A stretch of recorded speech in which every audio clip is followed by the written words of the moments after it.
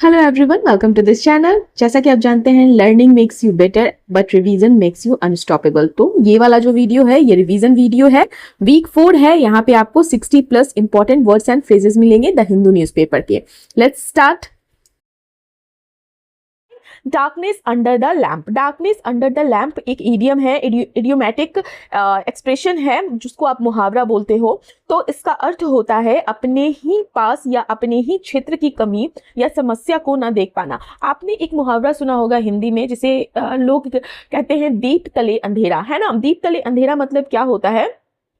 इससे सिमिलर है, darkness under the lamp का अर्थ भी वही होता है। तो इसका मतलब होता है उस सिचुएशन से, उस स्थिति से जब कोई व्यक्ति या कोई सिचुएशन दूर की बातें या दूसरों की गलतियां तो देख लेता है, लेकिन अपने आसपास, अपने घर या अपनी ही कमियों पर ध्यान नहीं देता है।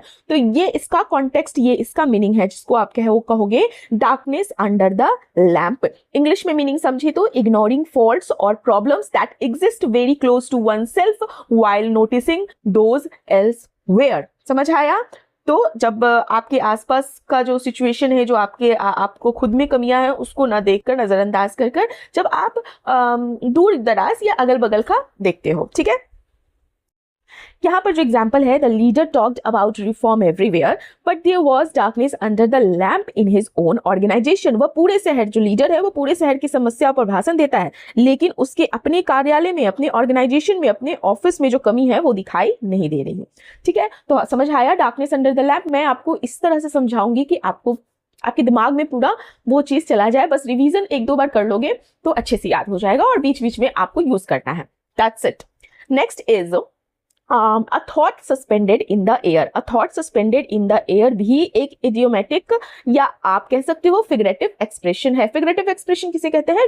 रूपकात्मक जो अभिव्यक्ति होती है, ठीक है, हिंदी में बोले तो वो नहीं समझते हैं, पहले ये समझते हैं इसका meaning. a thought suspended in the air, इसका अर्थ होता है ऐसा विचार, ऐसा आइडिया, ऐसी सोच जो अभी अनिश्चित हो, ठीक है, अभी अनिश्चित हो, अधूरा हो, या जिस पर अभी कोई डिसीजन ना लिया गया हो या कोई उस पर निर्णय ना हुआ हो, तो उस चीज को हम कहते हैं, उस विचार को हम कहते हैं a thought suspended in the air.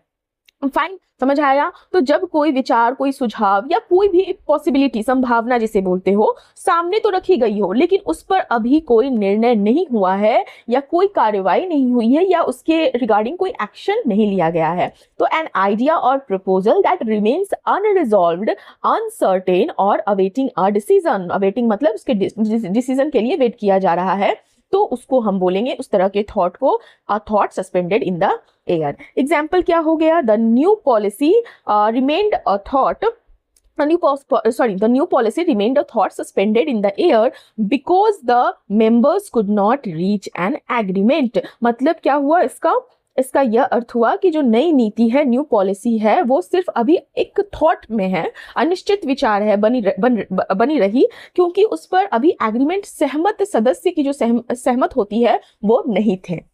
ठीक है, next is throng. Throng is a word, ठीक है, थ्रॉन्ग एक वर्ड है जिसका parts of speech as a noun और एज अ वर्ब दोनों तरीके से हम यूज कर सकते हैं। तो अगर हम थ्रॉन्ग को एज अ नाउन यूज कर रहे हैं तो उसका अर्थ होता है भारी भीड़ या जन समूह जिसको आप बोलते हैं, लेकिन अगर इसका हम verb as a verb use कर रहे हैं तो वहां पर क्या अर्थ होता है? बड़ी संख्या में, बहुत मतलब कि भीड़ जो है किसी स्थान पर इकट्ठा हो गई, या भीड़ लगा देना को भी हम थ्रॉन्ग बोलते हैं। तो भारी भीड़ या जनसमूह एज अ नाउन हम समझते हैं a large crowd of people gathered in one place, तो उसको हम क्या बोलेंगे? थ्रॉन्ग।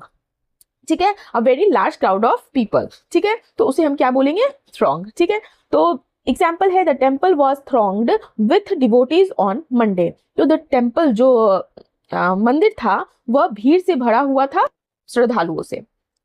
तो थ्रॉन्ग का मतलब समझ में आया। और verb as a verb use कर रहे हैं तो अगर इसका पास्ट में होगा तो थ्रॉन्ग्ड होगा और प्रेजेंट पार्टिसिपल होगा तो थ्रॉन्गिंग होगा।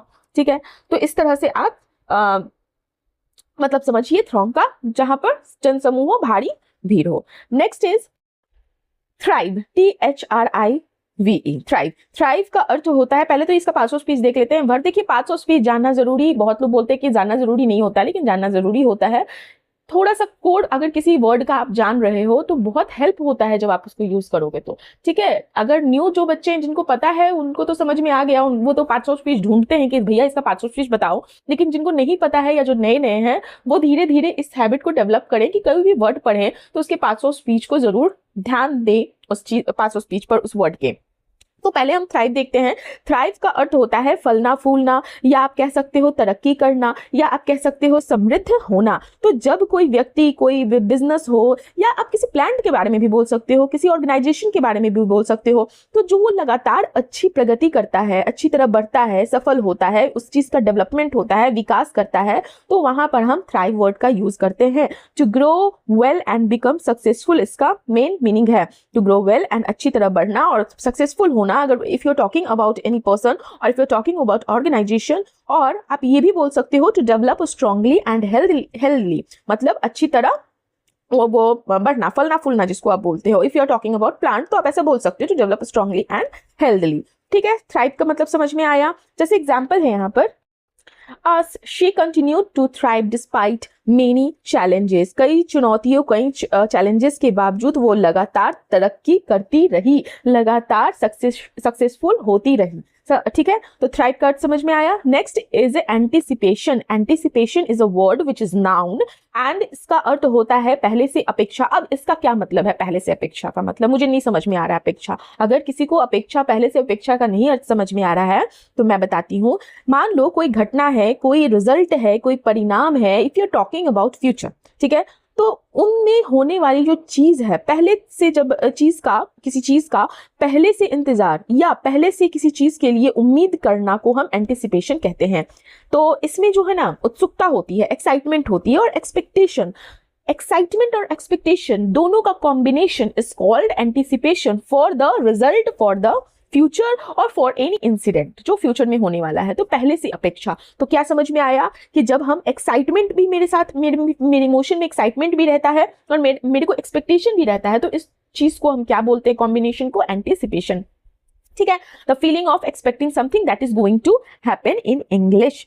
एग्जाम्पल है the student waited in anticipation for the exam result. छात्रों ने, स्टूडेंट्स ने परीक्षा परिणामों को, मतलब एग्जाम के रिजल्ट का पहले से अपेक्षा के साथ इंतजार किया। पहले से अपेक्षा एक वर्ड और होता है, प्रत्याशा भी बोलते हो इसको। एंटिसिपेशन का हिंदी में प्रत्याशा वर्ड भी होता है, शब्द भी होता है। तो यहाँ पर जो एग्जाम्पल है the student waited in anticipation for the exam result, तो इसका अर्थ ये होता है कि छात्रों ने परीक्षा रिजल्ट, मतलब परीक्षा परिणामों का प्रत्याशा के साथ इंतजार किया। एक्साइटमेंट भी था, एक्सपेक्टेशन भी था, उसके साथ इंतजार किया।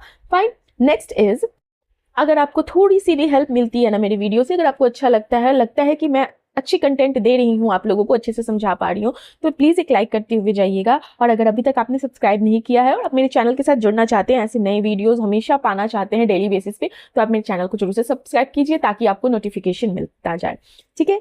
Next is, it's a phrase exuded confidence, phrase है ये, ठीक है। एक्सूडेड कॉन्फिडेंस क्या होता है? अच्छा, कॉन्फिडेंस का तो मतलब मुझे समझ में आया, इसका मतलब होता है आत्मविश्वास। अब इसके पहले एक्सूडेड लग गया तो इसका क्या अर्थ है? देखिए, एक्सूडेड कॉन्फिडेंस का अर्थ होता है आत्मविश्वास के साथ दिखना या आत्मविश्वास से भरपूर दिखना, ठीक है, या आत्मविश्वास किसी से झलकता है तो झलकाना, तो उसे हम बोलेंगे एक्सूडेड कॉन्फिडेंस। और ये जो फ्रेज है वर्ब फ्रेज है, ठीक है। देखो, भरपूर दिखना, ये एक्शन हो रहा है, झलकाना, इसलिए यहाँ पे वर्ब फ्रेज हम बोल रहे हैं आत्मविश्वास से भरपूर दिखना, to naturally show strong confidence. तो इसका अर्थ होता है कि जब कोई व्यक्ति के बोलने, उसके चलने में, या उसके किसी तरह के, नॉट किसी तरह के, उनके बिहेवियर में या उनके पर्सनैलिटी से जब नेचुरली बिना किसी एफर्ट के जब आत्मविश्वास दिखाई दे, तो उसे हम बोलते हैं एक्सूडेड कॉन्फिडेंस कहते हैं, ठीक है।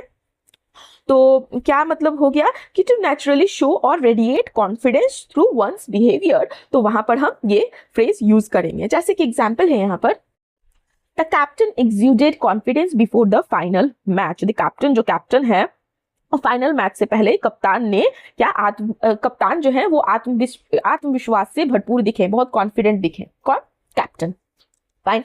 Next is delimitation bill. Delimitation bill, अब देखो न्यूज़पेपर पढ़ रही थी, ये वर्ड दिखा मुझे कल के न्यूज़पेपर में, तो मैंने ये वर्ड इंक्लूड कर दिया अपने वीडियो में। देखो डेलिमिटेशन बिल एक नाउन है, बिल का अर्थ तो आप जानते ही हैं, विधेयक जिसे आप बोलते हो।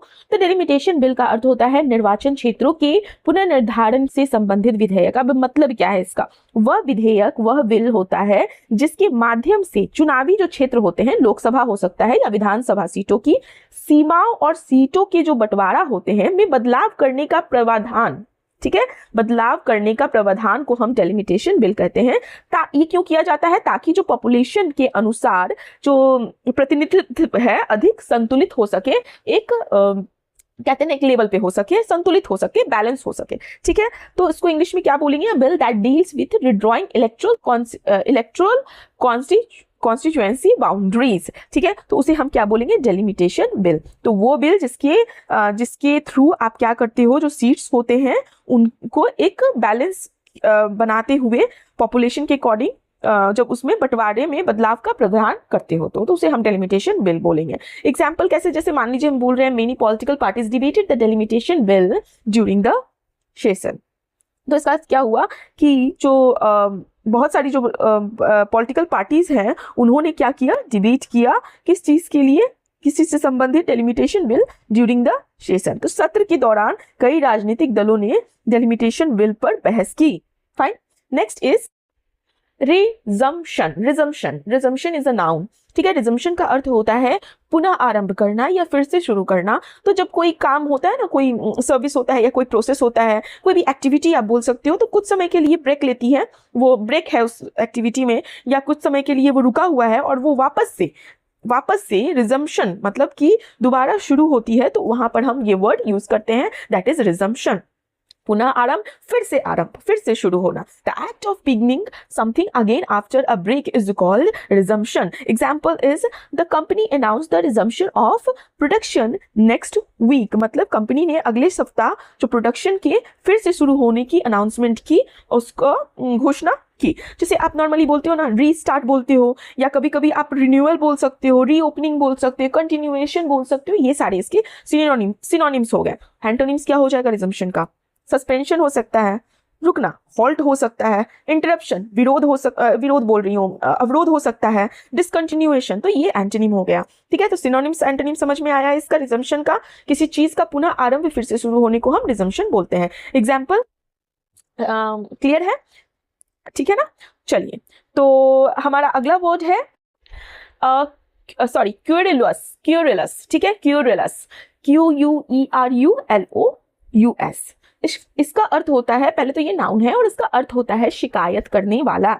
नाउन है इसलिए करने वाला, तो शिकायत करने वाला, complaining frequently in an annoyed और अनहैप्पी वे। वैसा व्यक्ति होता है, अगर जैसे ही इज क्यूरलेस बोल रहे हैं हम, तो वो व्यक्ति जो छोटी छोटी बातों पर बार बार शिकायत करता है और हर बात में कमी निकालता है। उसके सामने कुछ भी रख दो, वो उसमें कमी ढूंढ लेगा और आपको बता देगा, और हर चीज के लिए वो generally unhappy, most of the time unhappy रहता है। हैबिचुअल उसका है कंप्लेन करना, ठीक है, हैबिचुअल है, आदत ना उसकी है, एक्सप्रेस करता है क्या, किस चीज को, डिससैटिस्फैक्शन की, मैं डिससैटिस्फाई हूँ, इसमें ये प्रॉब्लम है, इसमें ये कमी है। तो वैसे व्यक्ति को हम क्या कहते हैं, क्वेरुलस।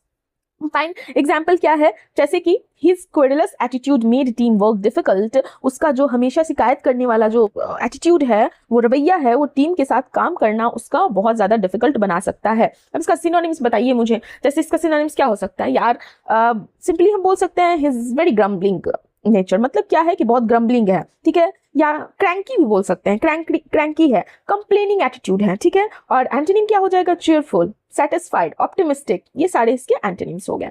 Next is it's a phrase evade our detection. Evade our detection का अर्थ होता है हमारी नजर या पकड़ से बच निकलना, ठीक है। इवेड आवर डिटेक्शन फ्रेज जैसा का तैसा मैंने उठाकर इसमें द हिंदू न्यूज़पेपर से लेकर इसमें डाल दिया है। अभी किसी पैराग्राफ में लिखा है इवेड आवर डिटेक्शन, तो वहां पर मोस्टली आप इसका अर्थ ये समझोगे कि हमारी नजर या पकड़ से बच निकलना, या किसी के नजर या पकड़ से बच निकलना। तो जब कोई व्यक्ति या किसी तरह की एक्टिविटी इस तरह छिप जाए कि हम उसे पहचान न सकें या पकड़ न सकें, तो वहां पर हम उसे कहते हैं इवेड आवर डिटेक्शन, ठीक है। तो इसका हिंदी इंग्लिश मीनिंग क्या हो गया, टू स्केप बीइंग नोटिस्ड और to escape being detected. Fine.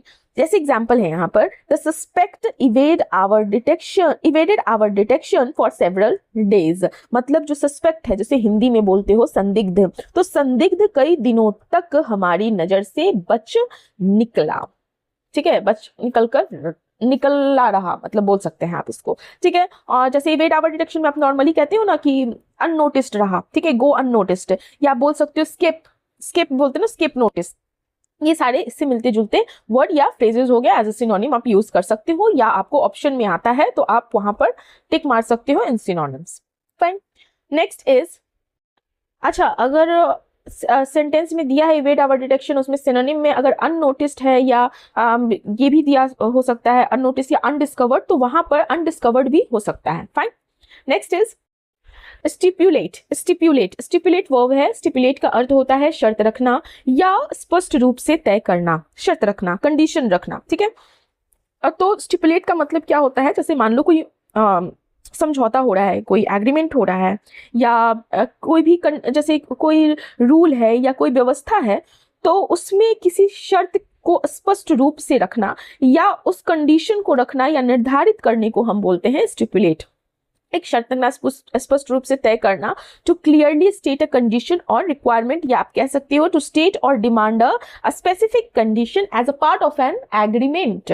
तो वहां पर हम स्टिपुलेट बोलेंगे। जैसे कि देखो, स्टिपुलेट से स्टिपुलेशन एक वर्ड होता है, ठीक है ना, इसी का है स्टिपुलेशन। जब TION लग गया तो वो नाउन हो गया, उसका अर्थ होता है शर्त। तो अगर आप स्टिपुलेशन देख रहे हो तो वो होता है शर्त एज अ नाउन, और यही अगर स्टिपुलेशन की जगह स्टिपुलेट है तो वो हो जाता है शर्त रखना, क्योंकि ये वर्ब है इसलिए एक्शन दिखा रहा है। ठीक है, और वही स्टिपुलेटेड है तो उसका वहां पर एडजेक्टिव के रूप में भी यूज हो सकता है। स्टिपुलेटेड मतलब शर्त के अनुसार तय। ठीक है, डिफरेंस समझ में आया? हम यहाँ पे वर्ड की बात कर रहे हैं। तो स्टिपुलेट का अर्थ हुआ किसी चीज को डिमांड करना या शर्त रखना, कंडीशन। एग्जाम्पल है, the company stipulated that the work must be completed on time. तो कंपनी जो है, कंपनी ने क्या किया कि ये स्टिपुलेट किया, अनुबंधन जिसे आप बोलते हो, कि अनुबंधन में कंपनी ने शर्त रखी कि काम जो है समय पर पूरा होना चाहिए। मतलब कोई एग्रीमेंट होगा उसमें रखा कंडीशन कि देखो भाई, काम जो होना चाहिए वो समय पे होना चाहिए। ठीक है, नेक्स्ट इज, ये इस वीडियो का लास्ट फ्रेज है, और expedite the implementation. Expedite the implementation का मतलब क्या होता है, लागू करने की क्रिया को तेजी से करना या शीघ्र पूरा करना या फास्ट करना। समझ आया? कोई चीज आप लागू कर रहे हो, इम्प्लीमेंटेशन मतलब क्या होता है, किसी चीज को लागू करना। तो एक्सपीडाइट द इम्प्लीमेंटेशन मतलब कि जो चीज तुम लागू कर रहे हो उसे जल्दी करो भाई।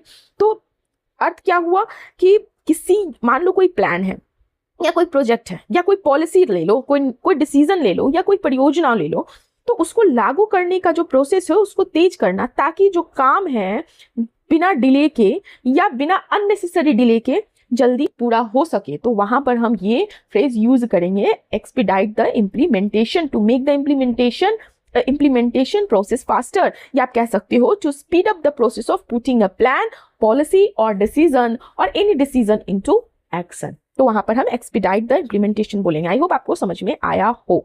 सो एग्जाम्पल है इसका, the government directed officials to expedite the implementation of the project.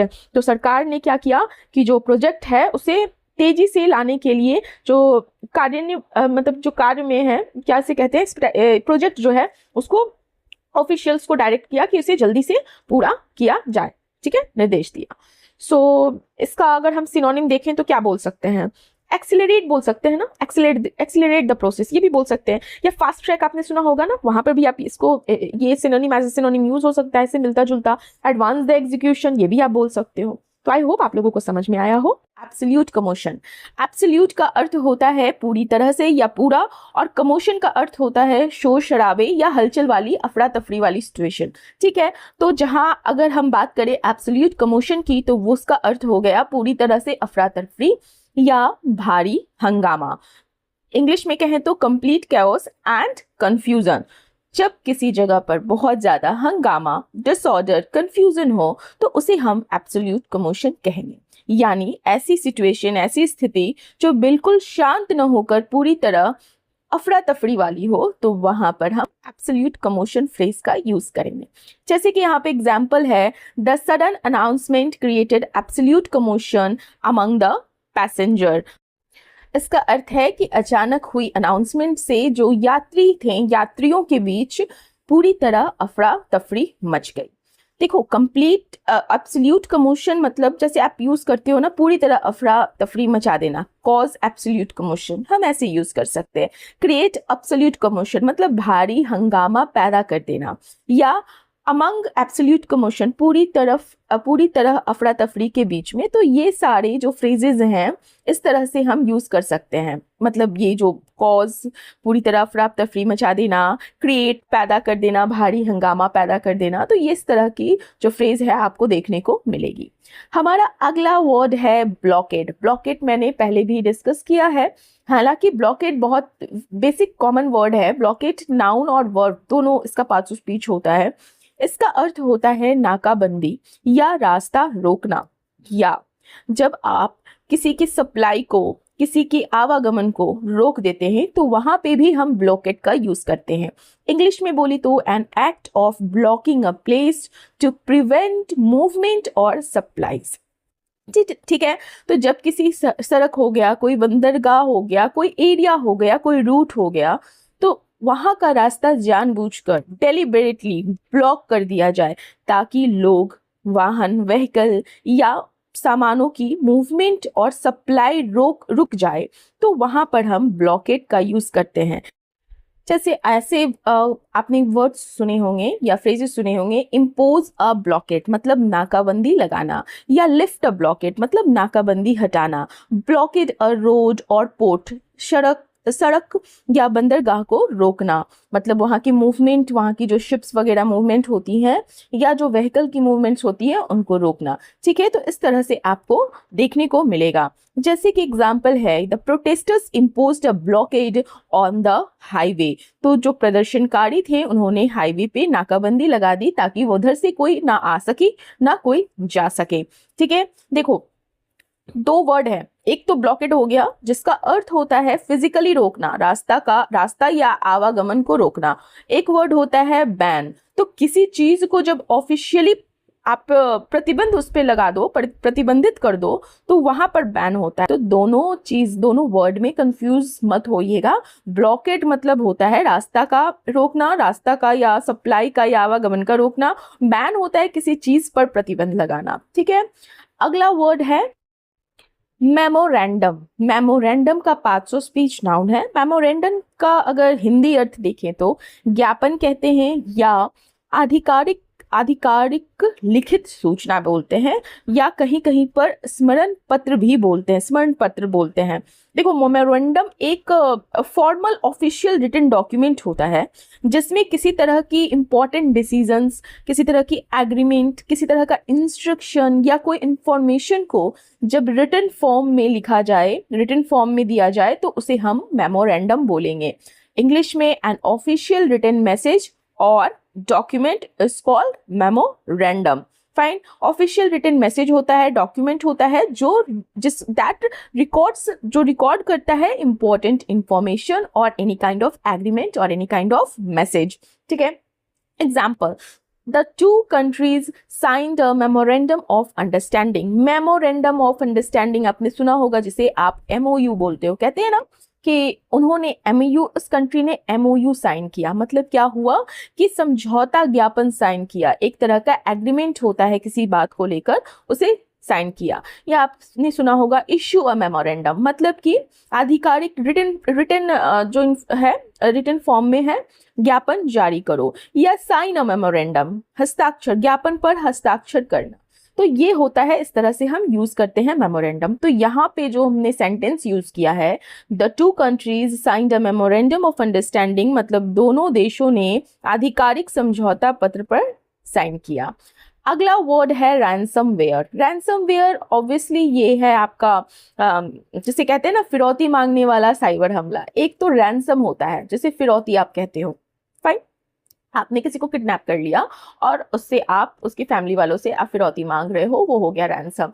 यहीं पर अगर रैंसम के साथ वेयर लग जाता है तो वो क्या हो जाता है, कंप्यूटर फेल। ठीक है, टेक्नोलॉजी में मतलब फिरौती मांगने वाला साइबर हमला, या ऐसा भी कह सकते हो कि डेटा को, आपके सॉफ्टवेयर को, आपकी जो आप जिससे काम करते हो, अपने टेक्नोलॉजी को लॉक करके पैसा मांगने वाला मालवेयर। ठीक है, सिंपल शब्दों में समझें तो रैंसमवेयर एक प्रकार का सॉफ्टवेयर होता है, मालवेयर होता है, जो किसी कंप्यूटर को, किसी नेटवर्क की फाइल्स और डेटा को इनक्रिप्ट कर देता है। इनक्रिप्ट का मतलब क्या होता है कि जब तक वो आप मतलब कि जो जिसने लॉक किया है लॉक कर देता है, मतलब आप उसको यूज नहीं कर सकते हो। तो इसके बाद क्या होता है ना कि जो अटैकर हैं वो डेटा को अनलॉक करने के बदले आपसे फिरौती मांगते हैं कि भाई मुझे इतना फिरौती चाहिए, अगर आप दोगे तब मैं वो जो वायरस है या मैलवेयर है उसे मैं हटाऊंगा या आपके डेटा को अनलॉक करूंगा ताकि आप अपने काम को कंटिन्यू कर सको। समझ आया? रैंसमवेयर का अर्थ क्या होता है? मैलिशियस सॉफ्टवेयर होता है। तो मालवेयर दैट लॉक्स और encrypts a victim's data and demand money to unlock it is called ransomware। इस तरह से आप याद रखोगे। जैसे कि एग्जाम्पल है, hackers launched a ransomware attack on the companies computer network. Hackers ने कंपनी के कंप्यूटर नेटवर्क पर डेटा लॉक करके फिरौती वाला साइबर हमला किया। मतलब कंपनी से फिरौती मांग रहा है कि भाई मैं आपके डेटा को अनलॉक करूंगा जब आप इतना अमाउंट दोगे। ठीक है, आपने सुना होगा ना रैंसमवेयर अटैक या ransomware attack on a company या रैंसमवेयर ऑपरेटर्स, इस तरह के टर्म्स आप सुनते होंगे। हमारा अगला वर्ड है कॉन्वलेसेंस।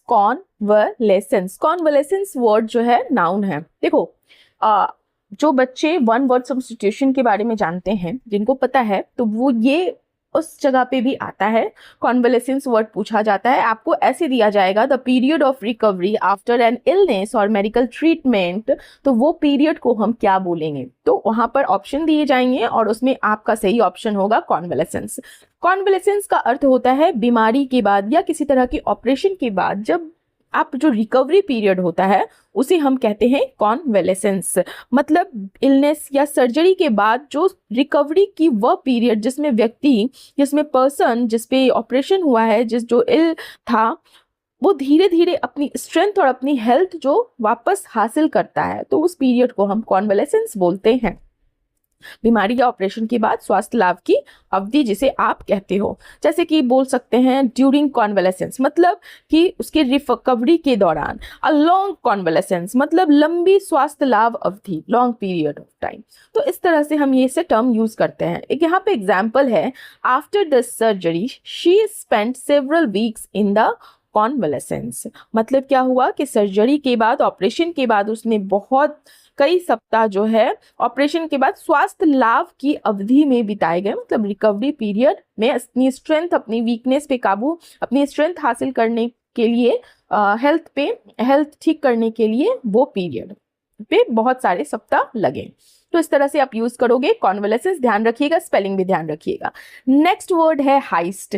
बहुत फेमस वर्ड है ना हाइस्ट। जब से मनी ऑफ हाइस्ट दिखाया है ये सीरीज नेटफ्लिक्स पे, तब से हाइस्ट वर्ड बहुत फेमस हो गया है।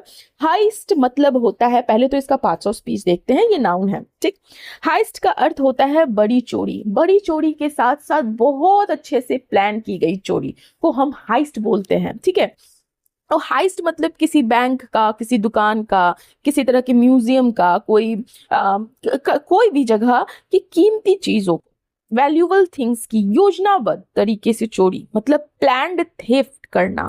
तो उस वहां पर हम हाइस्ट वर्ड का यूज करते हैं। यह वर्ड जो है आमतौर पर बड़ी और केयरफुलनेस से केयरफुल होकर की गई चोरी के लिए ये वर्ड इस्तेमाल होता है। जैसे कि मान लो कि आप इसके बाद क्या होगा, योजनाबद्ध क्या होता है कि किसके बाद क्या सिचुएशन होगा और उस सिचुएशन का तोड़ क्या हो, उस तरह का योजनाबद्ध। ठीक है, जैसे मनी ऑफ हाइस्ट देखा हो उन्हें तो और अच्छे से समझ में आएगा हाइस्ट वर्ड। तो a carefully planned and major robbery और theft is called heist. Example है, the gang planned a heist at the city's largest jewellery shop या स्टोर। तो जो गैंग है, गिरोह ने शहर की सबसे बड़ी ज्वेलरी की दुकान में चोरी, मतलब बड़ी योजनाबद्ध चोरी की प्लानिंग की योजना बनाएं। आपने सुना होगा ना डेयरिंग, जैसे प्लान अ हाइस्ट मतलब बड़ी चोरी की योजना बनाना, ठीक है, या pull off a heist, not heist, it's pull off a heist मतलब वो बड़ी चोरी को सफलतापूर्वक अंजाम देना। तो इस तरह के टर्म को भी ध्यान रखिएगा जब आप कहीं पढ़ते हैं, तो रिलेट करते जाइए और अपने माइंड में उस चीज को कोशिश कीजिए रखने का। वैसे बार बार पढ़ते रहने से और देखते रहने से ऑटोमेटिक सबकॉन्शियस माइंड में फीड हो जाता है। अगला वर्ड है, मैं एक आर्टिकल पढ़ रही थी, वहां पर मेंशन किया हुआ था पैरापेट वॉल। तो पैरापेट वॉल जो है बहुत लोगों को नहीं पता होगा, लेकिन जब मैं बताऊंगी इसका अर्थ तो सबको पता चल जाएगा, मतलब पता होगा कि हाँ भाई उन्हें पहले से पता था। देखो पैरापेट वॉल का अर्थ होता है, अगर देसी भाषा में समझे तो रेलिंग जिसको आप बोलते हो, ठीक है, छत की रेलिंग, बालकनी की रेलिंग, ठीक है, सीढ़ी जो होती है, स्टेयर्स होती है, उसकी रेलिंग, तो उसको आप पैरापेट वॉल बोल सकते हो। पैरापेट वॉल का अर्थ होता है छत, बालकनी या पुल के किनारे बनी निजी सुरक्षा दीवार। वो क्यों बनाया जाता है? रेलिंग गिरने से बचने के लिए ना, तो वही होता है। तो पैरापेट वॉल एक लो प्रोटेक्टिव वॉल होती है जो आमतौर पर छत पर, बालकनी पर, सीढ़ियों पर, पुल या किसी ऊंचे स्थान के किनारे बनाई जाती है, जिसका पर्पस होता है लोगों को गिरने से बचाना।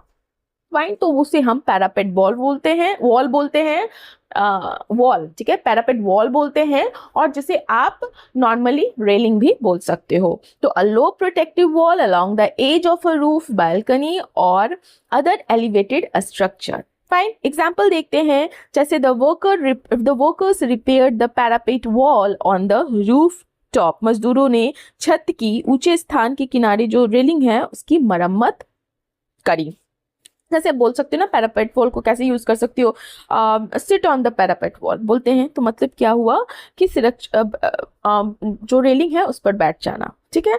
छत के किनारे की सुरक्षा दीवार, तो क्या बोलोगे उसे? Roof top parapet wall. अगर छत की जो रेलिंग है उसे आप बोलोगे रूफ टॉप पैरापेट वॉल। तो इस तरह से आप यूज करो, ठीक है, वर्ड को यूज करो और याद रखो। नेक्स्ट है यूबिक्विटस। यूबिक्विटस जो है एडजेक्टिव है और जिसका अर्थ होता है हर जगह मौजूद या सर्वव्यापी। हर जगह मौजूद या सर्वव्यापी, प्रेजेंट और found everywhere, specially at the same time. मतलब क्या हुआ यूबिक्विटस का? ऐसी चीज या ऐसा व्यक्ति जो हर जगह एवरीवेयर दिखाई दे या मौजूद हो, यानी जो किसी स्पेशल प्लेस मतलब किसी विशेष स्थान तक सीमित न हो बल्कि चारों ओर वाइडली प्रेजेंट हो, तो वहां पर हम यूबिक्विटस वर्ड का यूज करते हैं, ठीक है। प्रेजेंट, अपीयरिंग और फाउंड एवरीवेयर, तो वहां पर हम यूबिक्विटस वर्ड का यूज करेंगे। स्पेलिंग याद ध्यान रखिएगा, इसको मिसस्पेल्ड वाले सेक्शन में पूछा जा सकता है। अभी देखो एक वर्ड और होता है जिसका अर्थ होता है ओमनी प्रेजेंट। ओमनी प्रेजेंट का भी वही अर्थ होता है हर जगह मौजूद, ठीक है। तो दोनों में अंतर क्या है? देखो यूबिक्विटस है हर जगह मौजूद, मतलब ये जो होता है ना ये फॉर्मल होता है, ठीक है। जहां अगर हम ओमनी प्रेजेंट की बात करते हैं तो ओमनी प्रेजेंट वो थोड़ा रिलीजियस या फिलोसफिकल कॉन्टेक्स्ट में यूज होता है, लेकिन उसका जो अर्थ होता है अगर हिंदी मीनिंग पे जाओ तो सेम होगा।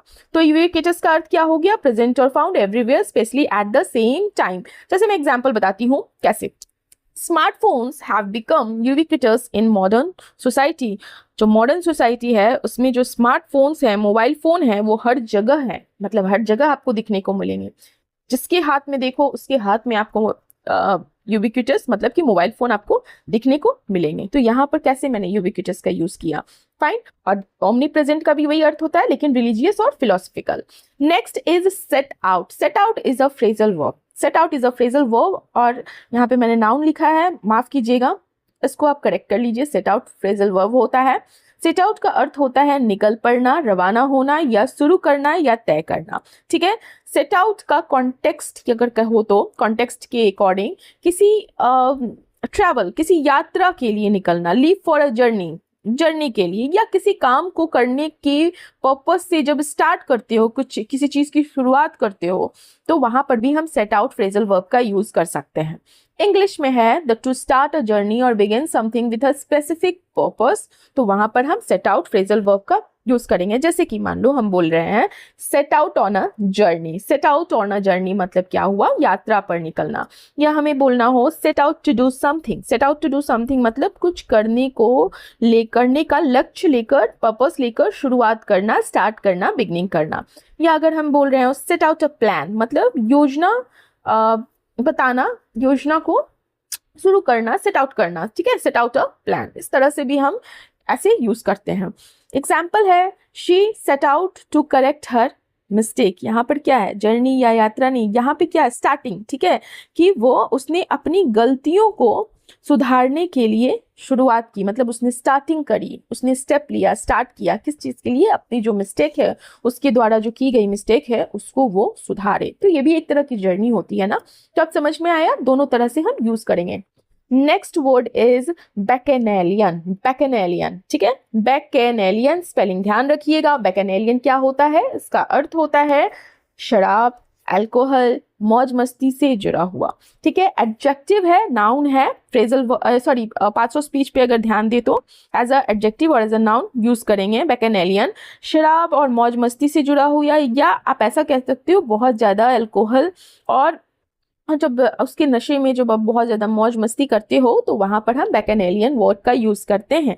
यह ऐसी पार्टी या ऐसी मौज मस्ती के लिए होता है जिसमें बहुत अधिक एक्सेसिव ड्रिंक और बहुत ज़्यादा वाइल्ड सेलिब्रेशन शामिल हो, तो वहाँ पर हम बैकेनेलियन वर्ड का यूज़ करेंगे। अगेन ये हिंदू न्यूज़पेपर का वर्ड है, ध्यान रखिएगा ये सारे वर्ड, ठीक है। तो related to excessive drinking and wild inhibited celebration, ठीक, तो उसे आप बैकेनेलियन बोलेंगे। जैसे कि एग्जांपल है, जैसे आप बोल सकते हो बैकेनेलियन फिस्ट। फिस्ट मतलब क्या होता है, दावत, ठीक है ना। तो बैकेनेलियन फिस्ट मतलब कि यार ऐसी दावत जहाँ पे बहुत ज्यादा मौज मस्ती या शराब का यूज होगा, अल्कोहल होगा। या बैकेनेलियन सेलिब्रेशन मतलब कि ऐसा जश्न, ऐसा सेलिब्रेशन जहाँ पर शराब, मौज मस्ती, वाइल्ड सेलिब्रेशन, ठीक है। एग्जाम्पल है स्टडीज पार्टी वॉज कम्प्लीटली बैकेनेलियन। कल की जो पार्टी थी वो पूरी तरह से मौज मस्ती से भरी थी, वाइल्ड सेलिब्रेशन था या वाइल्ड पार्टी थी जहाँ पे अल्कोहल सर्व किया जा रहा था। तो उस तरह से आप इसको रिलेट करोगे। एक ही वर्ड को मैं थोड़ा ज़्यादा टाइम देकर समझाती हूँ ताकि 3-4 बार रिपीट करते करते आपको याद हो जाए। तो समझ आया बैकेनेलियन का अर्थ। नेक्स्ट है इवेंजेलाइज। इवेंजेलाइज, EVANGELIZE, ये वर्ब है इवेंजेलाइज जिसका अर्थ होता है धर्म, विचार या विश्वास का प्रचार करना, ठीक है। इवेंजेलाइज का अर्थ क्या होगा कि रिलीजन को, किसी तरह की बिलीफ को, आइडिया को जोर शोर से प्रमोट करना, प्रीच करना, दूसरों को उसे अडॉप्ट करने के लिए प्रेरित करना, अपनाने के लिए प्रेरित करना, तो उसे हम इवेंजेलाइज बोलेंगे। इसका इस्तेमाल किसी प्रोडक्ट के लिए भी यूज कर सकते हैं, किसी टेक्नोलॉजी के लिए भी यूज करते हैं। तो इसमें क्या होता है ना कि आप इस तरह से प्रीच कर रहे हो, इस तरह से प्रमोट कर रहे हो कि लोगों में उत्साह पैदा हो जाए, ठीक है। तो उसको हम क्या बोलेंगे, इवेंजेलाइज। एक्शन है वो, इसमें आप कर रहे हो, चीजों को प्रमोट कर रहे हो, धर्म को भी कर सकते हो, विचार को भी, विश्वास को भी, टेक्नोलॉजी को भी, ठीक है। तो इसलिए ये वर्ब होगा टू प्रीच और प्रमोट अ रिलीजन, बिलीफ और आइडिया और persuade others to accept it. And आप प्रोडक्ट के लिए भी यूज कर सकते हो, सर्विस के लिए भी यूज कर सकते हो, टेक्नोलॉजी के लिए भी अगर आप प्रमोट कर रहे हो तो वहां पे इवेंजेलाइज वर्ड का यूज हम कर सकते हैं। जैसे कि एग्जांपल है he travels to different places to evangelise his religion, वह अपने धर्म का प्रचार करने के लिए अलग अलग जगहों पर जाता है। या हम ऐसे बोल सकते हैं इवेंजेलाइज अ रिलीजन, किसी धर्म का प्रचार करना। मान लो अगर हमें बोलना हो कि किसी विचार का जोरदार प्रचार करना, तो हम बोल सकते हैं इवेंजेलाइज अ कॉज। या किसी तकनीक का प्रचार करना, किसी टेक्नोलॉजी को प्रमोट करना, तो इवेंजेलाइज अबाउट टेक्नोलॉजी। तो इस तरह से हम इस वर्ड को यूज करते हुए मतलब इस वर्ड को हम यूज करेंगे, ठीक है। इवेंजेलाइज अ रिलीजन, इवेंजेलाइज अबाउट टेक्नोलॉजी, समझ आया। तो अगर हमारा अगला वर्ड है लैपिडेरी। लैपिडेरी क्या होता है, लैपिडेरी इट्स एडजेक्टिव और नाउन। अगर हम पार्ट्स ऑफ स्पीच की बात करें तो लैपिडेरी का अर्थ होता है रत्नों, मतलब जो स्टोन्स होते हैं ना, स्टोन्स को तराशने से संबंधित रिलेटेड है, या आप इसका अर्थ ये भी हो सकता है बहुत ही संक्षिप्त ब्रीफ में और इफेक्टिव लैंग्वेज भाषा, ठीक है, तो वहां पर हम लैपिडरी यूज कर सकते हैं। देखो दो इसके मीनिंग हो गया, कॉन्टेक्स्ट पे डिपेंड करता है दोनों मीनिंग। तो related to cutting and polishing precious stones, जैसे डायमंड हो गया, रूबी हो गया, ये सारे। और also concise and striking in expression, मतलब बहुत ही ब्रीफ और इफेक्टिव लैंग्वेज, तो वहां पर हम लैपिडरी वर्ड का यूज करेंगे। एग्जाम्पल है जैसे his lapidary reply impressed everyone. यहाँ पर क्या हो गया कि यहाँ पर प्रीसियस स्टोन वाला कॉन्टेक्स्ट नहीं है, his lapidary reply impressed everyone मतलब हो गया कि उसकी जो लैपिडरी प्रभावशाली और जो छोटी सी रिप्लाई थी उसने सबको इम्प्रेस कर दिया। जैसे आप यूज करते हो लैपिडरी आर्ट, मतलब रत्नों को काटने या तराशने की कला, या आप बोल सकते हो लैपिडरी वर्क, मतलब जो ये रत्नों से रिलेटेड काम, तराशने से रिलेटेड काम, या लैपिडरी स्टाइल, मतलब कि ऐसा स्टाइल जो बहुत ही अच्छा इफेक्टिव हो और संक्षिप्त हो, ब्रीफ हो, या इस तरह से आप इस वर्ड को यूज करते हुए यूज कर सकते हो, ठीक है। तो ये हमारा आज का लास्ट वर्ड था लैपिडरी। आई होप आप लोगों को समझ में आया हो।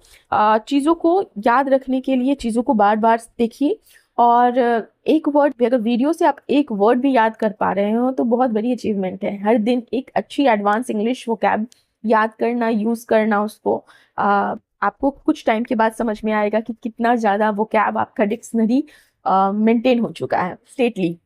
स्टेटली वर्ड जो होता है ये एडजेक्टिव है, मतलब विशेषण है, और स्टेटली का अर्थ होता है भव्य, या आप बोल सकते हो शाही, या आप बोल सकते हो गरिमामय, या आप बोल सकते हो प्रभावशाली। तो ये डिपेंड करता है कि आपका जो सेंटेंस है या पैराग्राफ है या आर्टिकल है या जो भी है वो किस कॉन्टेक्स्ट में है, उसके अकॉर्डिंग हम मीन्स जो वर्ड का मीनिंग है वो डिसाइड करेंगे।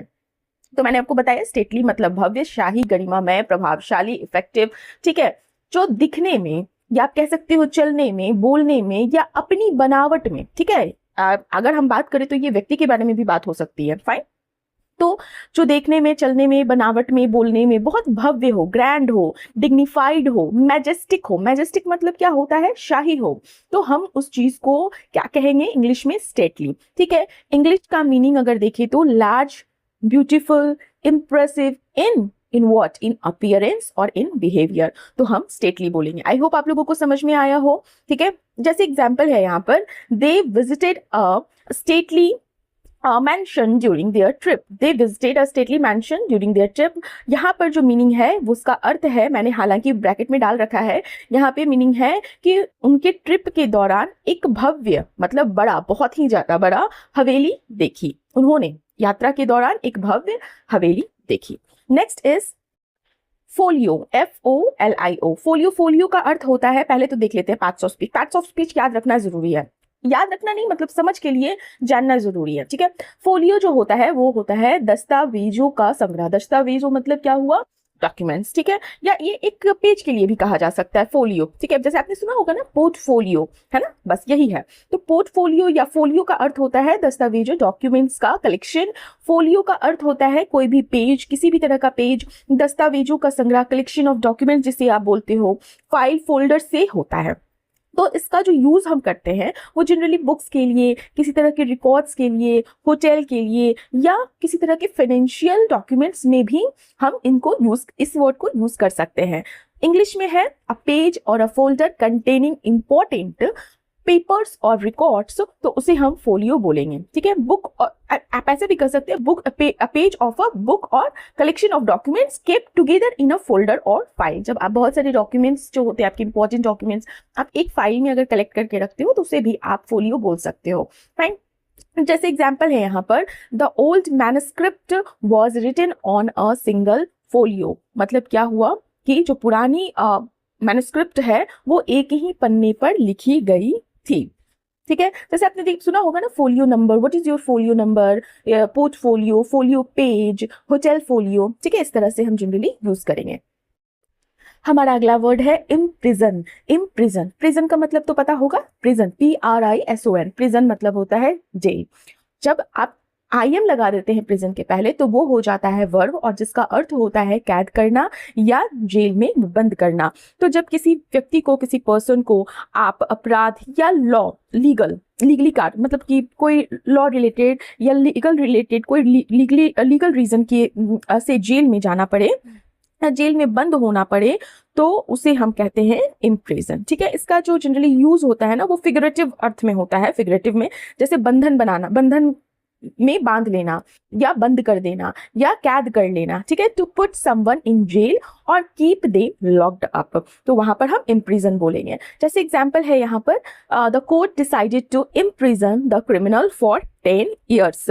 मतलब क्या हुआ कि अदालत ने अपराधी को, क्रिमिनल को 10 साल के लिए कैद करने का, इम्प्रिजन करने का फैसला लिया। जैसे कहते हैं ना इम्प्रिजन फॉर लाइफ, है ना, आपने सुना होगा ये टर्म इम्प्रिजन फॉर लाइफ, या इम्प्रिजन समवन, किसी को कैद कर लेना या जिंदगी भर के लिए कैद कर लेना, या इलीगली इम्प्रिजन। तो इस तरह से हम टर्म यूज करते हैं। Next is petite. Petite, PETITE, petite is adjective, ये एडजेक्टिव है इन पार्ट्स ऑफ स्पीच।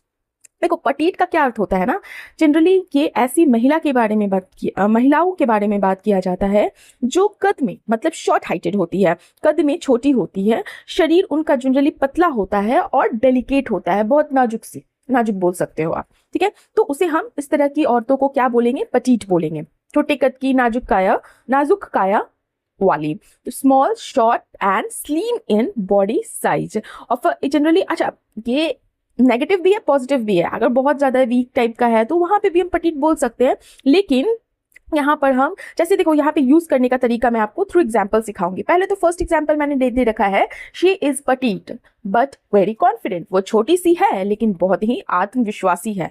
यहाँ तो यूज हो गया छोटे कद की। अगर हमें बोलना हो कि नाजुक, सॉरी इट्स नॉट नाजुक, इट्स नाजुक। ठीक है, तो नाजुक काया वाली, तो उसे हम बोल सकते हैं the actress has a petite figure. The actress has a petite figure, मतलब कि जो हीरोइन है या जो एक्ट्रेस है उसका बहुत स्लिम बॉडी है, बहुत नाजुक काया है। Next is suture.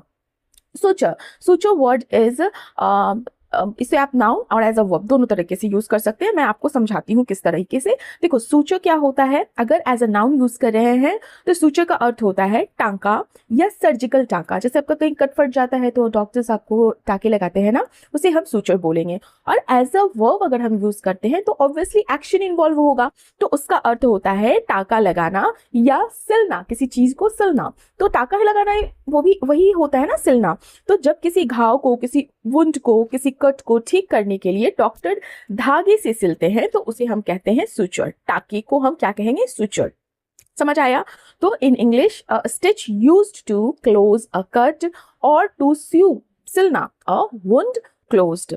तो घाव अगर खुल जाए उसे बंद करने के लिए, स्किन फट जाए उसे बंद करने के लिए जो टाके लगते हैं उसे हम सुचर बोलेंगे। एग्जाम्पल है the doctor put suture on the deep cut. मतलब यहाँ पर क्या हुआ कि डॉक्टर ने गहरे कट पर टाके लगाए। सर्जिकल स्यूचर हम लोग टर्म्स यूज करते हैं ना, सर्जिकल स्यूचर, स्यूचर वुंड, घाव को बंद करना, रिमूव स्यूचर, टाके हटाओ, suture the incision. Next is maroon. अभी बोलोगे आप कि मरून तो कलर होता है, ये तो सबको पता है। नहीं, अगर आप देखो मरून जो वर्ड है इसके 3 पार्ट्स ऑफ स्पीच हो जाते हैं। एज अ अगर आप नाउन यूज करते हो तो वो हो जाता है मरून कलर, मरून जो रंग होता है, लाल का गहरा रंग। अगर आप इसको एज अ एडजेक्टिव यूज करते हो तो ये होता है गहरा लाल रंग, जो भूरा थोड़ा सा उसमें ब्राउनिश मिक्सचर हो, वो भी हो गया मरून रंग। नाउन में मरून रंग हो गया, एडजेक्टिव में गहरा लाल भूरा रंग हो गया। लेकिन अगर maroon same spelling, same pronunciation के साथ अगर आप एज अ वर्ड यूज कर रहे हो तो इसका अर्थ होता है सुनसान जगह पर फंसा छोड़ देना। मतलब क्या हुआ कि जब किसी व्यक्ति को ऐसी जगह पर, ऐसी प्लेस पर आप मतलब कि ऐसी जगह छोड़ देना जहां से वह आसानी से स्किप ना कर सके, आसानी से निकल ना सके। तो इन इंग्लिश क्या बोलेंगे, to leave someone stuck in a place with no easy way to escape. Fine. Example है the heavy flood marooned many villagers. The heavy flood marooned many villagers. जो क्या इसको कहते हैं कि भारी जो बाढ़ आई थी उसने बहुत सारे ग्रामीणों को, मतलब बहुत सारे विलेजर्स को फंसा दिया। फाइन। Next is locomotive. बहुत लोगों को पता होगा लेकिन कुछ ऐसे भी लोग हैं जो ये टर्म को नहीं जिनको नहीं पता हो तो लोकोमोटिव क्या होता है, लोकोमोटिव पायलट है ना, ट्रेन में यूज करते हैं। देखो लोकोमोटिव मतलब होता है, पहले तो इसको हम एज अ नाउन संज्ञा वर्ड है ये। लोकोमोटिव का अर्थ होता है रेल इंजन, या आप इंजन कहते हो। The engine that moves a train, वो इंजन जो आपकी ट्रेन को मूव करती हो उसे हम कहते हैं लोकोमोटिव। ठीक है, रेलवे इंजन दैट पुल्स और पुशेज अ ट्रेन, आप जो इंजन खींचती हो ट्रेन को या धक्का देती हो ट्रेन को तो उसे हम लोकोमोटिव बोलेंगे। ठीक है, जैसे आपने सुना होगा ना diesel locomotive, steam locomotive, electric locomotive, ये सारे टर्म्स, लोकोमोटिव इंजन, तो ये सारे टर्म हैं, अगर आप सुने तो आप समझ जाइएगा। ठीक है, एग्जांपल है the locomotive pulled the train smoothly, the locomotive pulled the train smoothly. अभी बहुत लोग ना स्मूथली बोलते हैं, स्मूथली नहीं होता है, स्मूथली होता है। ठीक है, the locomotive pulled the train smoothly मतलब क्या हुआ कि रेल इंजन ने ट्रेन को आसानी से खींचा। Next is it's a vac, sorry it's not vac, backwash. मेरा भी कभी कभी टंग ट्विस्ट हो जाता है, कोई बड़ी बात नहीं है। Back wash, back wash, back wash क्या है, नाउन है। बैक वॉश का अर्थ होता है दुष्प्रभाव, या आप कह सकते हो जल का उल्टा बहाव, दोनों मीनिंग है।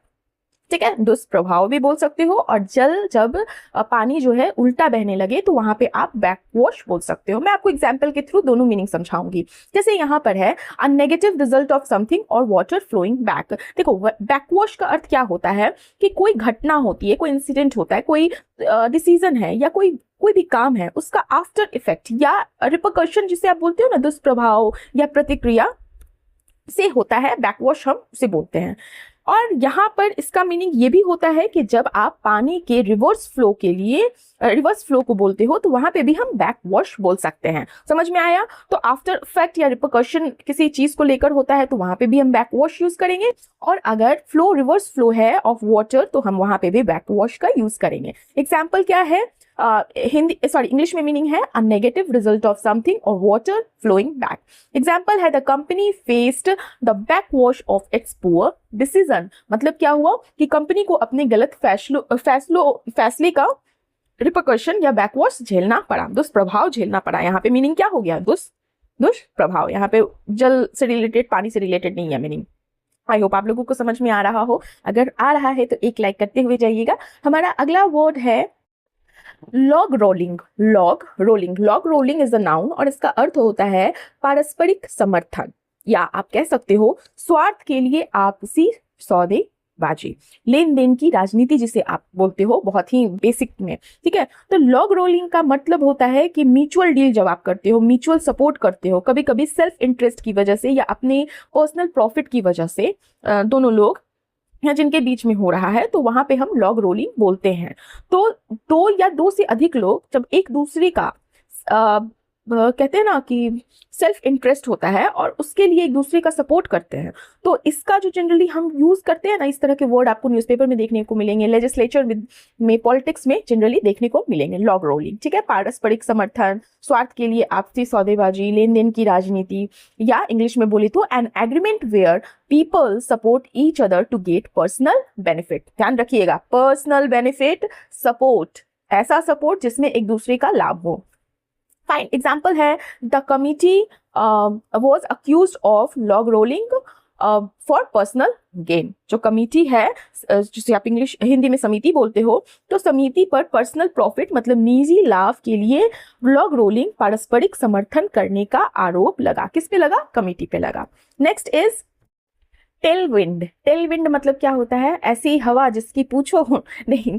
टेल विंड मतलब होता है अनुकूल हवा या सहायक परिस्थिति, जैसे आप बोलते हो फेवरेबल कंडीशन, बोलते हो ना, फेवरेबल सिचुएशन या फेवरेबल कंडीशन, अनुकूल जैसे कारक भी बोलते हो आप। ठीक है, तो पहले तो ये टेल विंड वर्ड जो है ये नाउन है। तो टेल विंड का अर्थ क्या होता है? जो जैसे मान लो कोई एयरप्लेन है, उड़ रहा हो और उसको हवा का सपोर्ट मिल रहा हो, मतलब क्या सपोर्ट होता है? जिस डायरेक्शन में है प्लेन उड़ रही हो उसी डायरेक्शन में हवा भी फ्लो कर रहा हो तो एरोप्लेन को सपोर्ट मिल जाता है ना। तो विमान हो गया, नाव हो गया, कोई भी व्हीकल हो गया, तो जब उसके जिस दिशा में वो जा रही है उसी दिशा में अगर हवा फ्लो करे तो उसको हम क्या बोलते हैं? सपोर्ट बोलते हैं। इससे क्या होती है ना कि जो वाहन है या जो भी गाड़ी है वो फास्ट चलती है, ठीक है। और या आप बोल सकते हो, अगर फिगरेटिव तरीके से यूज करते हो, रूपक तरीके से यूज करते हो, तो फेवरेबल कंडीशन बोलते हो, सपोर्टिव फैक्टर भी बोल सकते हो, जो आपको सक्सेस मतलब कि सक्सेस या आपको कुछ अचीव करने में हेल्प करे, ठीक है। तो a wind that help something move forward और anything that makes success easier, तो उसे हम बोलेंगे टेल विंड। जैसे यहाँ एग्जाम्पल है, the plane reached its destination early because of tail wind, मतलब कि जो टेल विंड के कारण, अनुकूल हवा बहने के कारण विमान जो है, एरोप्लेन जो है, वो समय से पहले अपने डेस्टिनेशन पे पहुंच गई, ठीक है। जैसे आप बोल सकते हो इकोनॉमिक टेल विंड, मतलब क्या हो, इकोनॉमिक्स को सपोर्ट करने वाला condition. Strong tail wind for growth, तो इस तरह की आपको फ्रेजेस या टर्म्स सुनने को मिल सकते हैं, देखने को मिल सकते हैं, तो आप अर्थ समझ लीजिएगा। हमारा अगला वर्ड है, so next is hireling, hireling HIRELING, hireling. It's a noun, ये नाउन वर्ड है जिसका अर्थ होता है किराए का व्यक्ति या किराए पर लिया गया, मतलब भाड़े का व्यक्ति, भाड़े का कर्मचारी, आप कुछ भी बोल सकते हो। तो ऐसा व्यक्ति जो पैसे लेकर आपका काम करे, तो उसे हम कहते हैं भाड़े का कर्मचारी। पैसों के लिए काम करने वाले व्यक्ति को हम बोलते हैं। लेकिन जानते हो इसका क्या है, जैसे लोग तो हर लोग पैसे के लिए काम करते हैं ना, लेकिन यहाँ हायरलिंग ना नेगेटिव वर्ड है, मतलब कि कुछ गलत करवा देना, कुछ ऐसा करना जो मोरली सही नहीं है, और उसके लिए कोई व्यक्ति पैसा ले रहा हो, तो वहां पर हम हायरलिंग वर्ड का यूज करेंगे। तो हायरलिंग ऐसे पर्सन को कहते हैं जो मुख्य रूप से क्या करता है, मनी के लिए काम करता है, पैसे के लिए काम करता है वो, और अक्सर जनरली ये देखा गया है कि अपने जो प्रिंसिपल है, अपनी जो मोरालिटी है, उसकी परवाह नहीं करता। तो ये इसलिए नेगेटिव मीनिंग में यूज करते हैं, ध्यान दीजिएगा। इंग्लिश में बोले तो a person who works mainly for money और ऑफन विदाउट लॉयल्टी और प्रिंसिपल, ये बहुत इंपॉर्टेंट है फॉर दिस वर्ड, मतलब ऑफन विदाउट लॉयल्टी और प्रिंसिपल, तो उसे हम हायरलिंग बोलेंगे। एग्जाम्पल है, he was accused of being a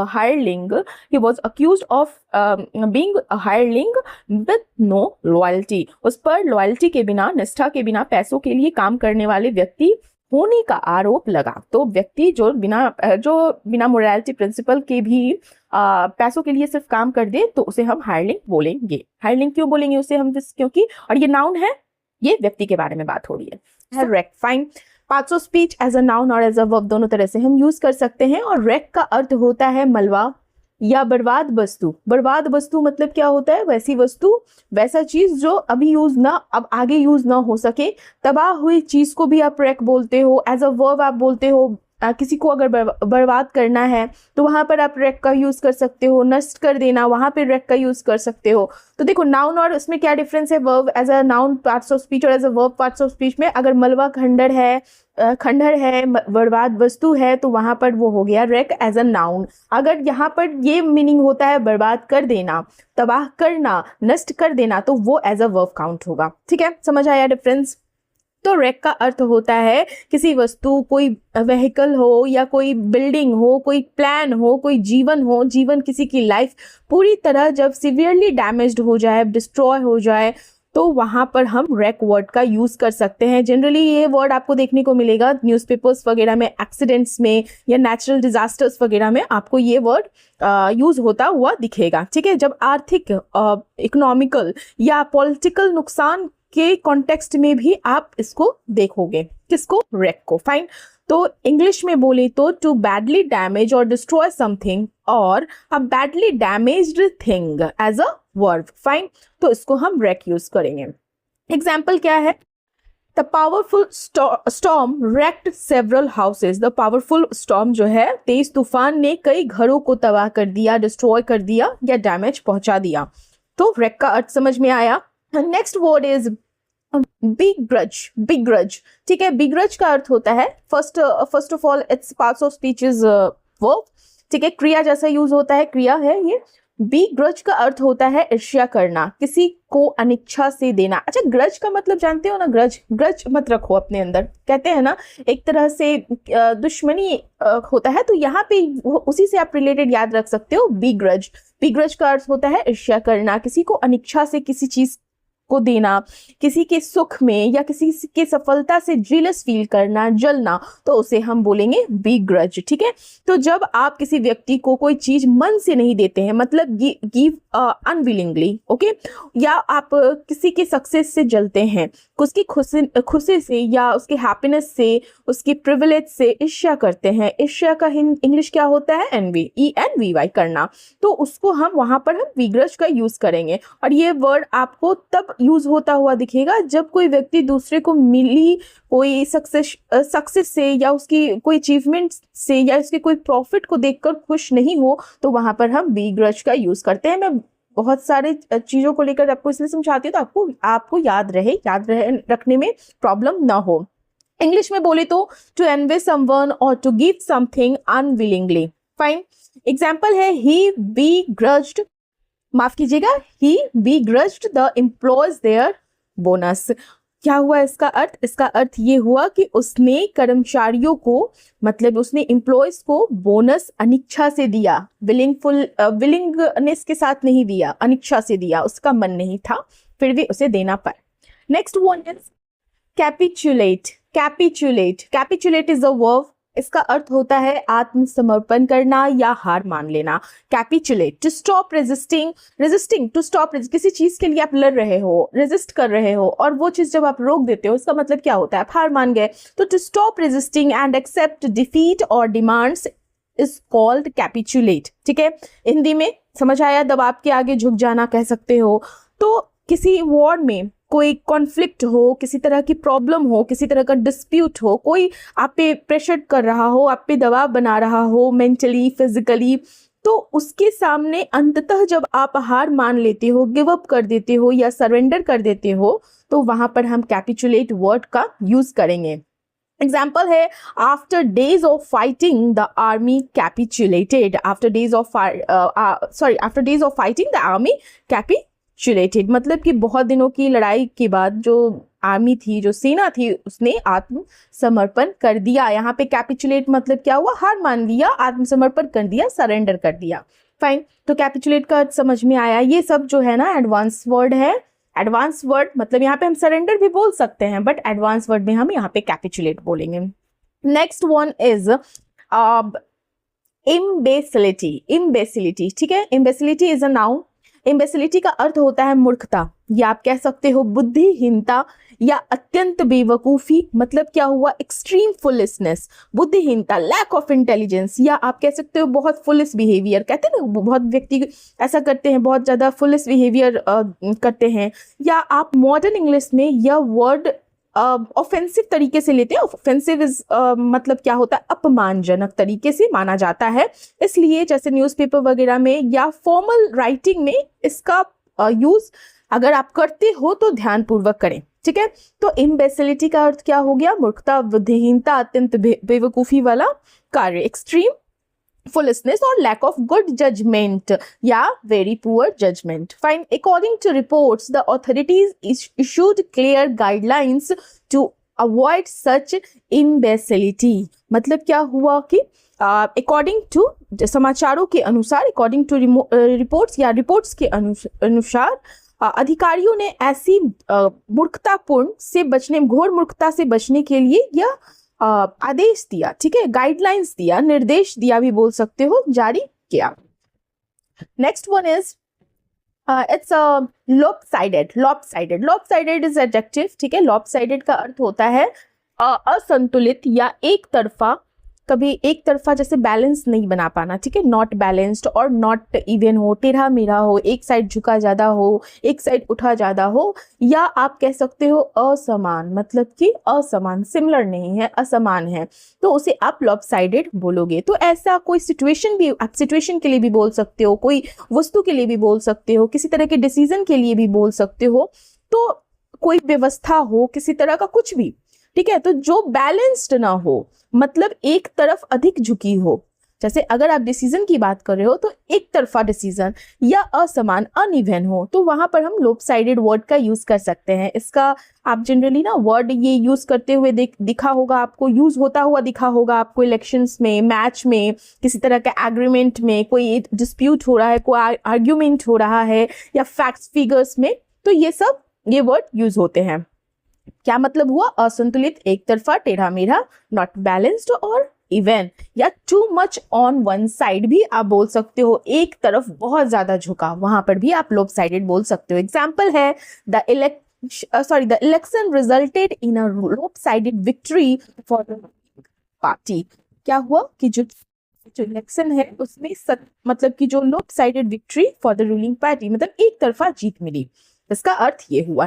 next is क्रेडलिंग भी बोल सकते हो, क्रैडलिंग भी बोल सकते हो, दोनों तरह से प्रोनाउंस होगा। यहाँ पे मैंने क्रेडलिंग उच्चारण में दिया है क्रेडलिंग, इट्स अ वर्ब, अगेन क्रिया है ये। क्रेडलिंग का अर्थ होता है गोद में लेकर संभालना। जब बच्चे को आप गोद में लेकर संभालते हो वहां पर ये वर्ड यूज हो सकता है, या किसी को सहारा देकर पकड़ना, गोद में लेकर संभालना। अच्छा, यहाँ पर एक चीज और होता है, स्नेहपूर्वक थामना। स्नेहपूर्वक, देखो लव मतलब प्यार होता है, और अडोर मतलब होता है स्नेह भरा प्यार, ठीक है। तो स्नेहपूर्ण पूर्वक या स्नेहपूर्ण के साथ जब आप किसी को चीज को थामते हो, किसी व्यक्ति को थामते हो, किसी भी चीज के लिए भी आप यूज कर सकते हो, तो वहां पर हम क्रेडलिंग वर्ड यूज करेंगे। सहारा देकर पकड़ना भी बोल सकते हो। तो कोई बच्चा हो, कोई वस्तु हो, कोई चीज हो, बहुत सावधानी, बहुत केयरफुली, सुरक्षा और स्नेह के साथ अपनी बाहों में, अपनी हाथों में थामने को हम बोलेंगे क्रेडलिंग। आई होप समझ में आया हो। टू होल्ड समवन और समथिंग केयरफुली एंड जेंटली, ये जरूरी है, केयरफुली प्लस जेंटली, तो आप क्रेडलिंग बोलोगे। एग्जाम्पल है the mother was cradling her newborn during the ceremony. जो मदर है मां समारोह के दौरान अपनी नवजात शिशु, मतलब कि जो न्यू बॉर्न है, उसको गोद में लेकर संभाल रही थी, past tense. Next is teeter. What is teeter? Teeter is a verb as a part of speech. ये टीटर वर्ब है, क्रिया है, और इसका अर्थ होता है डगमगाना, लड़खड़ाना, या आप बोल सकते हो अस्थिर होकर, मतलब कि बैलेंस, यहाँ भी मतलब अस्थिर होना, संतुलन ना बना पाना, तो वहां पर हम टीटर वर्ड यूज करेंगे। तो कोई जनरली क्या होता है ना कि कोई व्यक्ति है तो स्थिति के गिरने की कगार पर होता है, ऐसी स्थिति में होता है जो गिरने की कगार पर होता है, या बैलेंस बनाकर रखना बहुत मुश्किल होता है, तो वहां पर हम टीटर वर्ड यूज करेंगे। तो इसका जो जनरली यूज होता है ना, वो फिगरेटिव भी होता है, मतलब कि वास्तविक रियलिटी में भी होता है और फिगरेटिव भी होता है। फिगरेटिव का क्या अर्थ होता है? मतलब कि रूपक तौर पे, दोनों अर्थ में इसका यूज करेंगे टीटर का, ठीक है। जैसे यहाँ पे है टू शेक और बैलेंस अनस्टेडली, या आप कह सकते हो टू बी अनस्टेडी और क्लोज टू फॉलिंग, ठीक है, क्लोज टू फॉलिंग और फेलिंग, वो भी बोल सकते हैं। तो टीटर का अर्थ समझ में आया। एग्जाम्पल है जैसे कि the child began to teeter on the edge of the wall, मतलब क्या हुआ कि बच्चा जो है दीवार के किनारे डगमगाने लगा, दीवार के पास। आप ऐसे भी बोल सकते हो, जैसे कि फिगरेटिव तौर पे कैसे आप यूज कर सकते हो कि भारी नुकसान के बाद भी जो कंपनीज होती हैं वो फाइनेंशियल सिचुएशन को, मतलब कि टीटरिंग, जैसे आप मान लो कि हमें यूज करना हो, the companies financials are teetering after heavy losses, मतलब भारी नुकसान के बाद जो कंपनी की जो फाइनेंशियल सिचुएशन है, पोजीशन है, वो संकट की कगार पर, मतलब डगमगा गई, ठीक है। लॉस, आफ्टर लॉस, सिंपल समझो तो लॉस होने के बाद कंपनी का हालत जो है वो बिगड़ गया, डगमगा गया, लड़खड़ा गया, आप ये बोल सकते हो, ठीक है। नेक्स्ट वर्ड इज इट्स नेबॉब, ठीक है। यहाँ पर तो हम नेबॉब बोल रहे हैं। पता है ये वर्ड कहाँ से आया है? नवाब, जो कहते थे ना पहले के टाइम में होते थे नवाब लोग, तो वहां से ये वर्ड है नेबॉब। फाइन, नाउन है, किसी व्यक्ति वस्तु स्थान की बात जब हम करते हैं तो वो नाउन हो जाता है। तो यहाँ पर हम क्या बात कर रहे हैं? बहुत अमीर और प्रभावशाली व्यक्ति। अच्छा, आपने सुना होगा अफ्लुएंट एक वर्ड, ठीक है। अफ्लुएंट का क्या अर्थ होता है? वो भी वही होता है, बहुत ज्यादा वेल्दी होता है, उसमें भी बहुत एफ्लुएंट होता है, इन्फ्लुएंस भी होता है और वेल्दी भी होता है। तो बहुत अमीर और प्रभावशाली व्यक्ति को हम बोलेंगे नवाब, या आप कह सकते हो कि उच्च पद वाला, जैसे हायर पोजीशन पे होता है, ठीक है, हायरार्की में हायर पोजीशन पे होता है, और इन्फ्लुएंस वाला व्यक्ति होता है, जो बहुत धनी हो, शक्तिशाली हो, प्रभावशाली हो, तो वहां पर हम नवाब वर्ड यूज कर सकते हैं। यह जो है मैंने बताया आपको कि नवाब से आया है, ठीक है, लेकिन अभी इंग्लिश में हम किसी बहुत अमीर और प्रभावशाली व्यक्ति को नवाब बोल सकते हैं। न्यूज़पेपर में जनरली देखने को मिलता है, कंफ्यूज मत होइएगा, व्हाट इज दिस, कि ये कहीं नया वर्ड तो नहीं है, नया वर्ड नहीं है, नवाब का ही मतलब है, ठीक है, नवाब का ही अर्थ है नवाब का। तो a rich and influential person आप बोलोगे, ठीक है। The business nawab donated millions to educational institute, जो एक बिजनेस नवाब है, मतलब कि उस एक बहुत अमीर और प्रभावशाली व्यक्ति ने क्या किया कि एजुकेशनल इंस्टीट्यूशन को बहुत सारे मिलियंस डोनेट किए। Next one is rigmarole. Rigmarole, rigmarole ऐसे प्रोनाउंस करना है, ठीक है। Rigmarole is a parts of speech इसका नाउन हो गया, और रिगमरोल का अर्थ होता है लंबी और उलझी हुई प्रोसेस, लंबी और उलझी हुई प्रक्रिया, बहुत जटिल प्रक्रिया, ठीक है। या ऐसा भी कह सकते हो ना कि जो बेकार की लंबी चौड़ी चीजें होती हैं, ठीक है, जरूरत नहीं होती है बट बेकार की होती है, लेकिन लंबा प्रोसेस होता है। या बातों के लिए भी आप यूज करते हो, या अक्सर डेली यूज में बोलते हो ना यार बेकार का झंझट है, तो वहां पर भी आप बोल सकते हो अनावश्यक झंझट, ठीक है। तो जब कोई काम जो होता है बहुत जरूरत से ज्यादा, जितनी जरूरत नहीं है उससे ज्यादा जटिल हो जाता है, डिफिकल्ट हो जाता है, लॉन्ग हो जाता है, बेवजह की औपचारिकता से भरा होता है, मतलब कि फॉर्मेलिटीज से भरा होता है, कोई उसका बेस, मतलब कहते हैं ना कि कोई व्यक्ति बिना मतलब की लंबी बातें करे, वहां पर भी आप रिगमरोल का यूज कर सकते हो, रिगमरोल वर्ड का यूज कर सकते हो। इंग्लिश में कहे तो a long and unnecessary process और कंफ्यूजिंग टॉक, ठीक है। A long, complicated, unnecessary process भी बोल सकते हो। और आप कंफ्यूजिंग टॉक का क्या अर्थ होता है? अ लॉट ऑफ मीनिंगलेस टॉक, तो वहां पर आप रिगमरोल का यूज करोगे। जैसे कि एग्जांपल है, applicants had to go through a long rigmarole before getting approval. Applicants जो होते हैं, जो आवेदन करते हैं, जो एप्लीकेंट्स होते हैं उनको हम आवेदकों बोलते हैं, आवेदक, एस लगा है तो आवेदकों। तो उनको जो बहुत सारी लंबी और उलझी हुई प्रोसेस से गुजरना पड़ा, ठीक है, किसी अप्रूवल के लिए, तो यहाँ पे ये अर्थ होता है। Next one is phosphorescent. Phosphorescent, ठीक है। फॉस्फोरेसेंट इज एडजेक्टिव, विशेषण है जिसका अर्थ होता है अंधेरे में चमकने वाला, ऐसी कोई भी चीज जो अंधेरे में चमकती हो। और या आप कह सकते हो कि जो चीज लाइट खुद से इमिट करती हो कुछ समय तक, अगर उसको सोर्स ना मिल रहा हो फिर भी वो खुद जब अपनी बॉडी से अगर लाइट इमिट कर रही हो, तो वहां पर भी आप फॉस्फोरेसेंट बोल सकते हो। इंग्लिश में बोले तो इमिटिंग, मतलब कि उत्सर्जन कहते हैं। इमिटिंग का अर्थ शायद उत्सर्जन होता है हिंदी, मुझे थोड़ा लग रहा है कि उत्सर्जन ही होता है, अगर मैं गलत हूं तो आप मुझे करेक्ट कीजिएगा। But emitting a soft glow that continues even after the source of light is removed, अगर सोर्स ऑफ लाइट को रिमूव कर दिया जाए फिर भी वो सॉफ्ट ग्लो अगर इमिट करना कंटिन्यू करते रहे, तो वहां पर हम क्या बोलेंगे? फॉस्फोरेसेंट, ठीक है। ऐसी चीज जो रोशनी सोखने के बाद अंधेरे में कुछ समय तक चमकती रहती है। ग्लो इन द डार्क भी आप बोल सकते हो, जैसे आपने देखा होगा ना, हम लोग वॉल पे glow in the dark stickers लगाते हैं, मून लगाते हैं, स्टार्स लगाते हैं, ऐसा देखा होगा आपने, तो वहां पर हम फॉस्फोरेसेंट उसको बोल सकते हैं। फाइन, एग्जाम्पल है the phosphorescent markings helped people find the exit. जो निकास का रास्ता होता है, एग्जिट का रास्ता होता है, वो फॉस्फोरेसेंट लाइट से, मतलब कि अंधेरे में चमकने वाले निशान, नॉट लाइट, इट्स निशान से ने मदद की। किस चीज के लिए मदद की? एग्जिट रास्ता बताने के लिए। Fine, next one is barbarism. Barbarism is a noun, इसका अर्थ होता है बर्बरता, क्रूरता, क्रुएल्टी के साथ, बर्बरता के साथ। और अनसिविलाइज्ड भी आप बोलते हो, ठीक है, क्रूएल है, अनसिविलाइज्ड बिहेवियर है। या आप देसी वर्ड में बोलते हो ना, देसी शब्द है इसका जंगलीपना, ठीक है, जंगलीपना है, बर्बरता है, क्रूरता है, अमानवीय या असभ्य। असभ्य मतलब अनसिविलाइज्ड बिहेवियर, जिससे क्या होता है ना कि मतलब इसमें जब अगर आपकी बिहेवियर में इस तरह की क्वालिटीज हो, क्वालिटी नहीं बोलोगे, मतलब कि इस तरह का जो नेचर हो, तो उसको हम बारबरिज्म बोलते हैं, ठीक है। हिंसा, इसका प्रयोग जनरली, इसका यूज हिंसा के लिए होता है, अत्याचार के लिए होता है, सभ्य बिहेवियर, आचरण के लिए किया जाता है, तो वहां पर हम बारबरिज्म का यूज करेंगे। Extremely cruel, violent, uncivilised behaviour is called barbarism. Example क्या है? The attack was condemned as an act of barbarism by leaders across the world. दुनिया भर के जो लीडर्स हैं, नेताओं ने उस हमले की बर्बरता को क्या किया? कृत्य बताया, गलत बताया, ठीक है। सो आई होप आप लोगों को समझ में आ रहा हो। वर्ड को यूज किया कीजिए, हिंदी सेंटेंस लेकर भी आप वर्ड को यूज करके याद कर सकते हैं। और ज़रूरी नहीं है कि आप नया वर्ड सीख रहे हो तो आप इंग्लिश सेंटेंस में ही उसे फिट करो, ठीक है। Next one is a it's a spewed out. What does it mean? First of all ये फ्रेजल वर्ब है और spewed out का अर्थ होता है उगल देना, बाहर निकाल देना। To throw or send something out suddenly और forcefully, तो वहां पर हम spewed out का यूज करते हैं।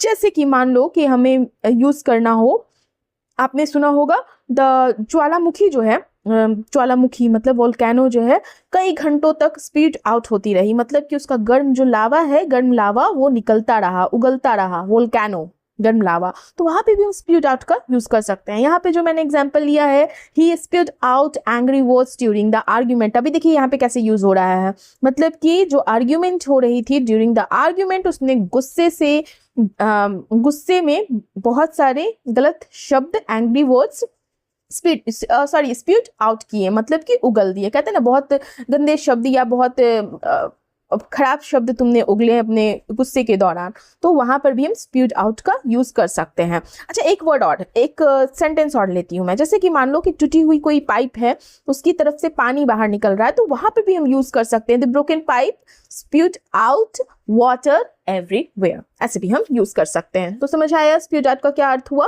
और यहाँ पे क्या है, ये फ्रेजल वर्ब है। Next one is diligently. Diligently, it's the last one. Diligently is adverb. Adverb का हिंदी क्या होता है, क्रिया विशेषण, ठीक है। तो diligently वर्ड जो है इसका अर्थ होता है लगन से, या आप कह सकते हो मेहनत पूर्वक। Doing something carefully and with continuous hard work, लगन से, मेहनत पूर्वक, पूरी सावधानी और ईमानदारी के साथ। तो जब कोई व्यक्ति किसी काम को बहुत पूरी मेहनत और लगातार प्रयास और सावधानी के साथ करता है, तो वहां पर हम diligently कहते हैं। मतलब क्या होता है, इसका कॉम्बिनेशन क्या होता है इस वर्ड का, dedication, discipline, care, hard work, तो ये चीज कॉम्बिनेशन होता है, ठीक है।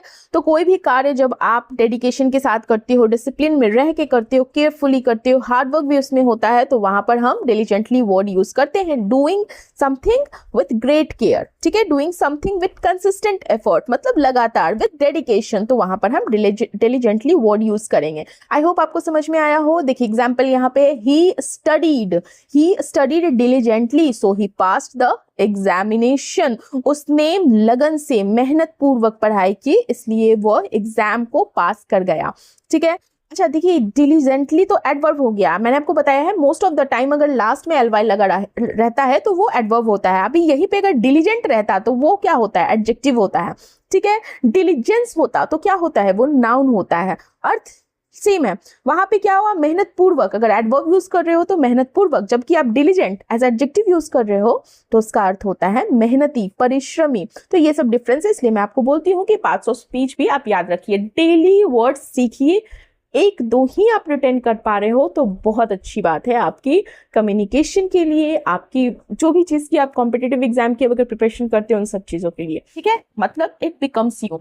अभी किसी ने आपको अगर बोल दिया इट बिकम्स यू, इसका क्या अर्थ होता है, तो इट बिकम्स यू का अर्थ होता है यह तुम पर अच्छा लगता है। मतलब कैसे अभी इसे यूज करेंगे, पहले मीनिंग समझते हैं फिर हम इसके यूजेस देखेंगे।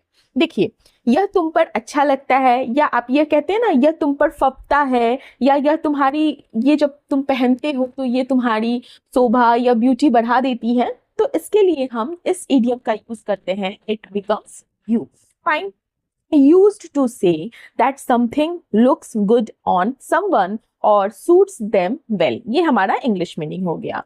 तो जब कोई कपड़ा, कोई हेयर स्टाइल, कोई किसी तरह का स्माइल, कहते हैं ना कभी स्माइल कोई कर देता है, कोई बिहेवियर, कोई क्वालिटी किसी व्यक्ति पर बहुत अच्छा लगता है, तो उसकी व्यक्तित्व को, उसकी पर्सनालिटी को जब वो अट्रैक्टिव बनाता है, आकर्षक बनाता है, तो वहां पर हम इस इडियम का यूज करते हैं, that is it becomes you. जैसे कि हम यूज करते हैं बिकम्स यू परफेक्टली। अगर हम ये बोल रहे हैं बिकम्स यू परफेक्टली, मतलब क्या, तुम पर बिल्कुल फबता है, ठीक है। अगर हम ये एक्सप्रेशन यूज कर रहे हैं रियली बिकम्स यू, मतलब क्या हुआ, तुम पर बहुत अच्छा लगता है।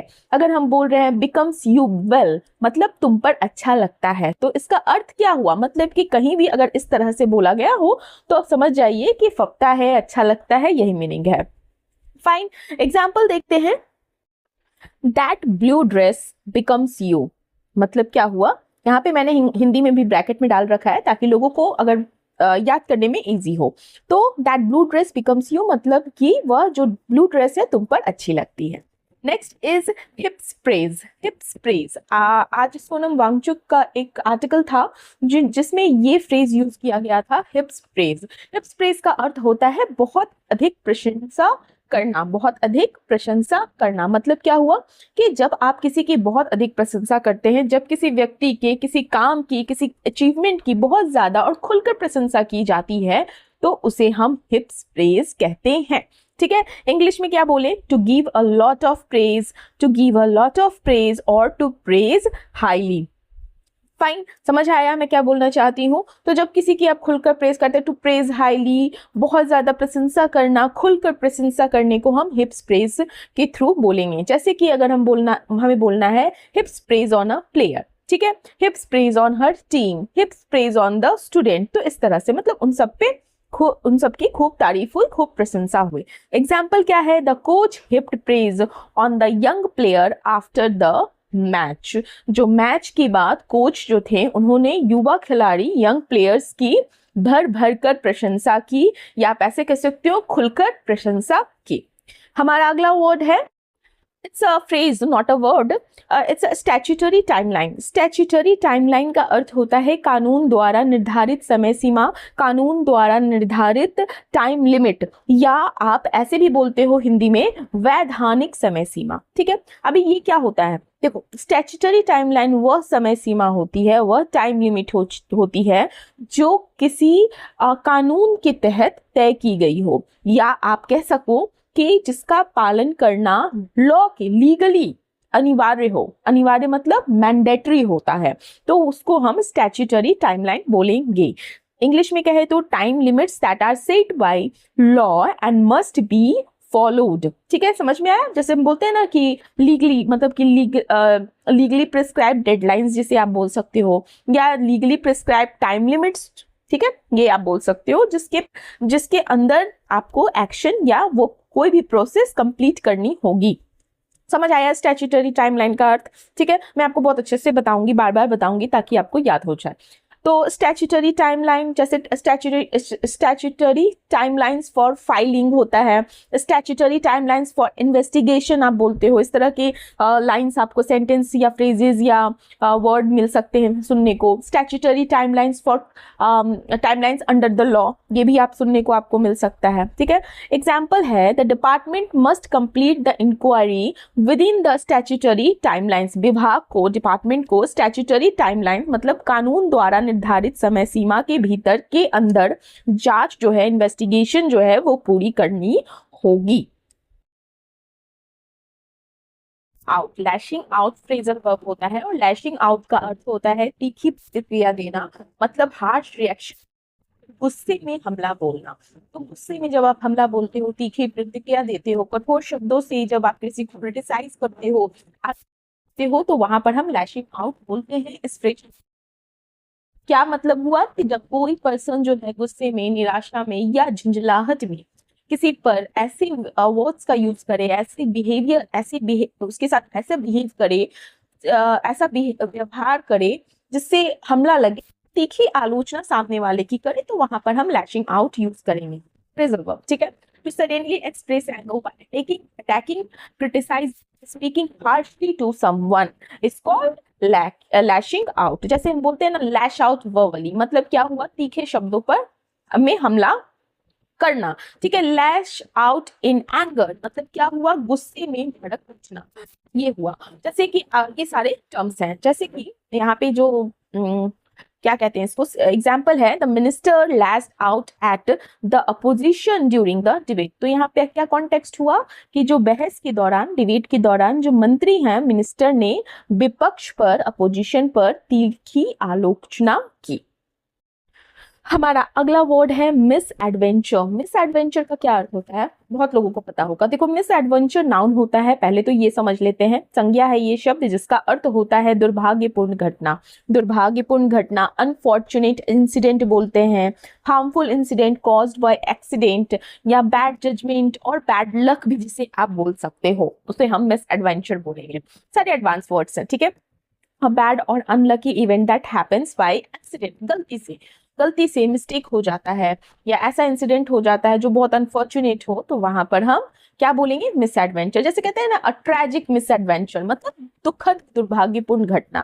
अनफॉर्चुनेट मिस एडवेंचर मतलब क्या हुआ, दुर्भाग्यपूर्ण घटना।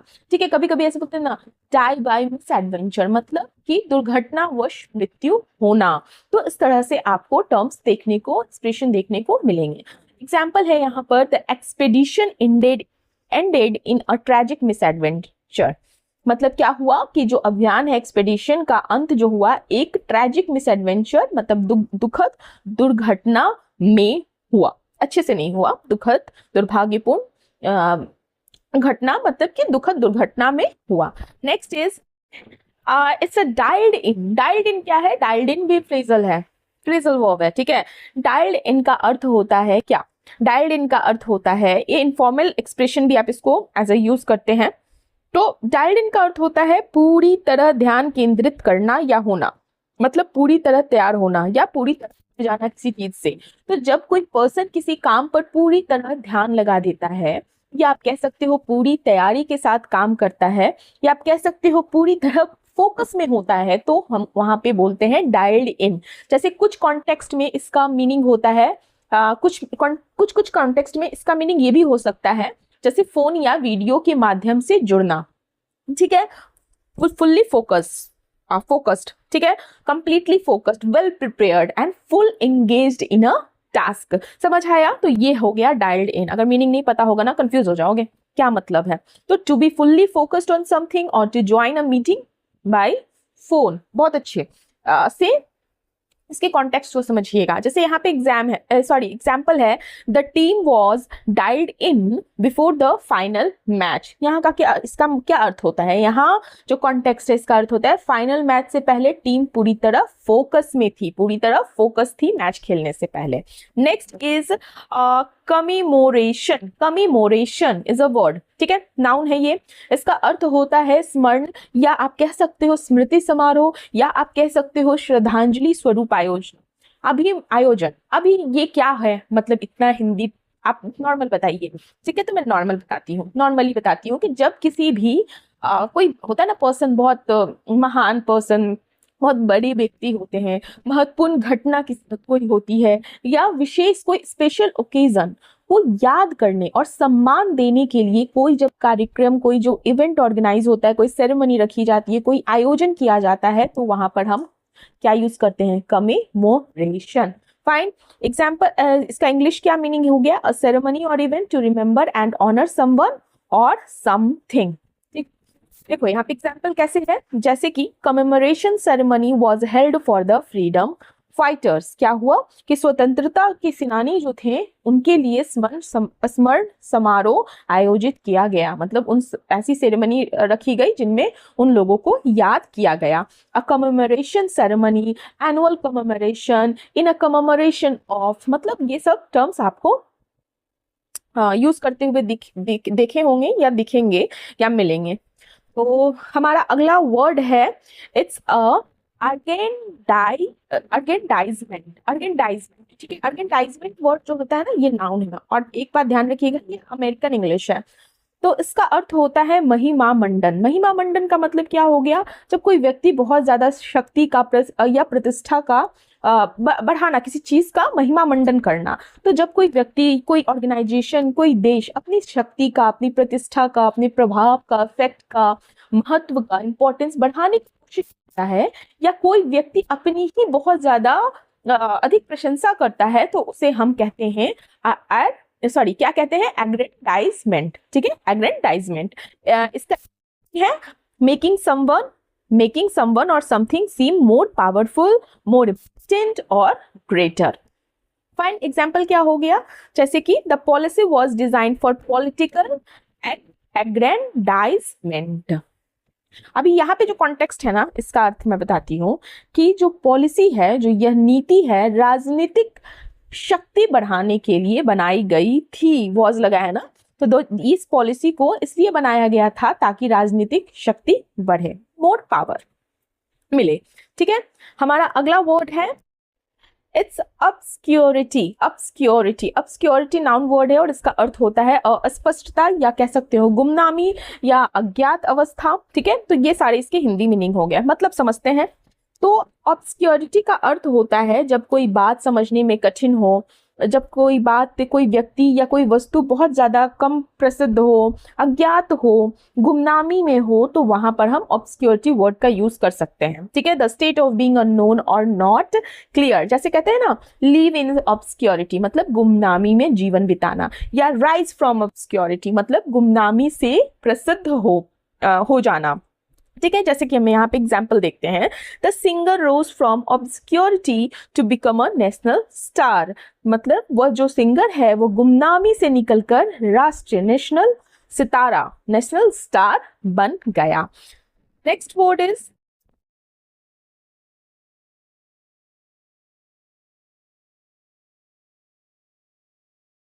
बायलॉज। दोनों मैं यहाँ पे बायलॉज मैंने लिख रखा है, डाल रखा है। तो देखो बायलॉज नाउन प्लूरल है और इसका अर्थ होता है क्या, हिंदी में मीनिंग समझे तो उपविधियां या आंतरिक नियम, मतलब जैसे आप बोलते हो ना internal rules, local rules, official regulations, या किसी जैसे ऑर्गेनाइजेशन है तो उसके अंदर के जो रूल होते हैं, रूल रेगुलेशन, तो इस तरह से हम बाय लॉ का यूज करते हैं। तो बाय लॉ में वे नियम होते हैं जो किसी जैसे ऑर्गेनाइजेशन में, किसी इंस्टीट्यूशन में, किसी सोसाइटी में, किसी कंपनी में, किसी लोकल निकाय में के द्वारा अपने कामकाज को सही ढंग से चलाने के लिए जो रेगुलेशन रूल्स बनते हैं, तो उसको हम बाय लॉ बोलेंगे।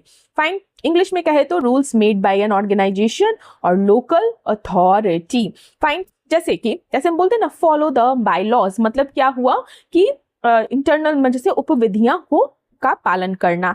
ठीक है, इस तरह से मतलब आंतरिक नियम समझो तो उपविधियां, आंतरिक नियम दोनों। आप विधियां मैंने इसलिए नहीं, अगर ये शब्द आपको दिख गया तो आप इंग्लिश में समझ जाओ कि बाय लॉज है।